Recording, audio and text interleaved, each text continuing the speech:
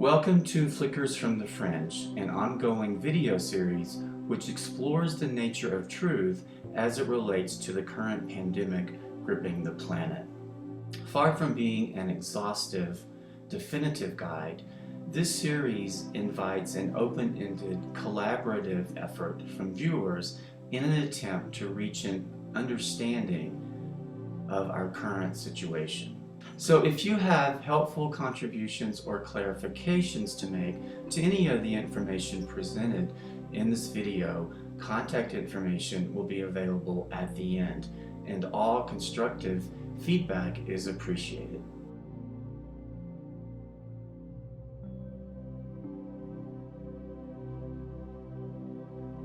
In this video, I will present evidence that the modern-day understanding of infectious disease is incomplete and misleading.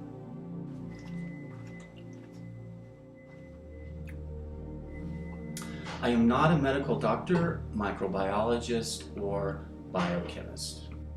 My formal credentials include undergraduate and graduate degrees in the life and social sciences, and numerous certifications in holistic health. A former school psychologist turned entrepreneurial health and wellness practitioner, it is my informal credentials, thousands of hours of independent study in the life and social sciences, which fuels this inquiry.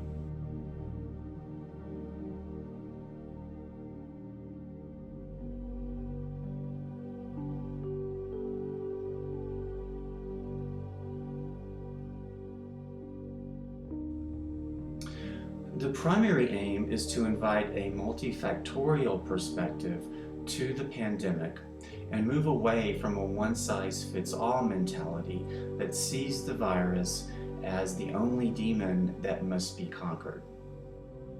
My hope is that you can listen with an open mind and trust your own instincts more than anything I say to be guided to the truth. Unless we begin to re-examine some of what we have believed and look afresh at the evidence, we are destined to repeat some of the mistakes of the past. Modern medicine's understanding of infectious disease is based on germ theory, that one microbe invades the body, produces one disease, and has one cure. Louis Pasteur and Robert Koch in the late 19th and early 20th centuries received the credit for this theory. It has been the foundation of modern-day research in infectious disease ever since. A colleague of theirs, Antoine Bouchamp, advocated instead that it was the body's internal terrain that determined who got sick and who did not.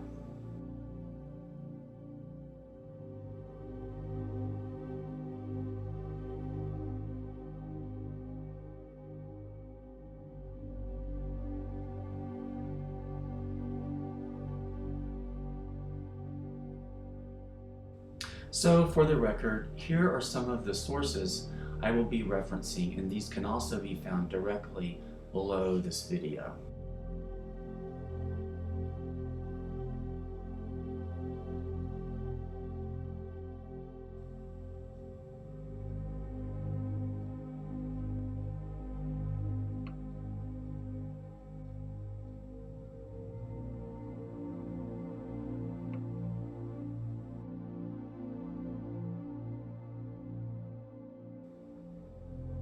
In 1918, the Spanish flu killed between 20 and 50 million people worldwide, 500,000 of those in the US. Although an infectious agent was assumed, outbreaks occurred thousands of miles apart and could not be explained by migratory bird patterns or ship routes.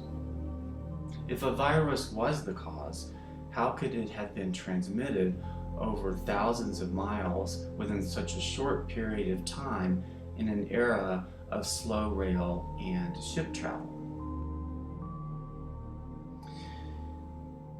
In a failed attempt to demonstrate an infectious pathogen, 69 healthy sailors in prison due to charges of delinquency were offered a pardon if they participated in an experiment. Navy doctors collected the mucus from the noses, eyes, and throats of men who were sick and sprayed it into the eyes, noses, and throats of healthy men. Not a single man got sick, even after other blatant exposure trials were implemented repeatedly. American author Eleanor McBean documented that only those who had been vaccinated got sick, and many died from the toxic drugs administered to control the symptoms. Among vaccinated soldiers, 7 times as many got sick as did unvaccinated civilians.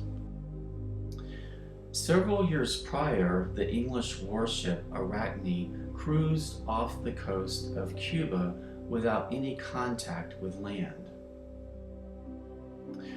114 out of the 149 crew members fell ill, while simultaneous outbreaks occurred on land. In the early 1980s, Robert Gallo, credited as a co-discoverer of HIV, made international headlines when he announced that the probable cause of AIDS had been found. Yet his papers, published in the journal Science, failed to provide any proof of the viral thesis. To date, in fact, HIV has not been successfully isolated from human blood, and proof of sexual transmission has not been established. After receiving worldwide attention for his scientific contributions, Gallo admitted later, quote-unquote, that something other than HIV must be responsible for AIDS. This admission, however, failed to make the news. Likewise, research into the polio epidemic in the US in the 1950s failed to produce any conclusive evidence of a viral origin. By the time a vaccine had already been made available, cases had started to level off with no proof that it was contagious.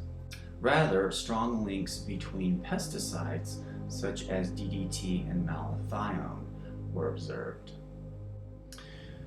So while none of these examples explicitly denies the possibility of a menacing virus lurking on the next surface we touch, waiting to invade our bodies and create havoc, the evidence seems compelling that there is in fact much more going on here.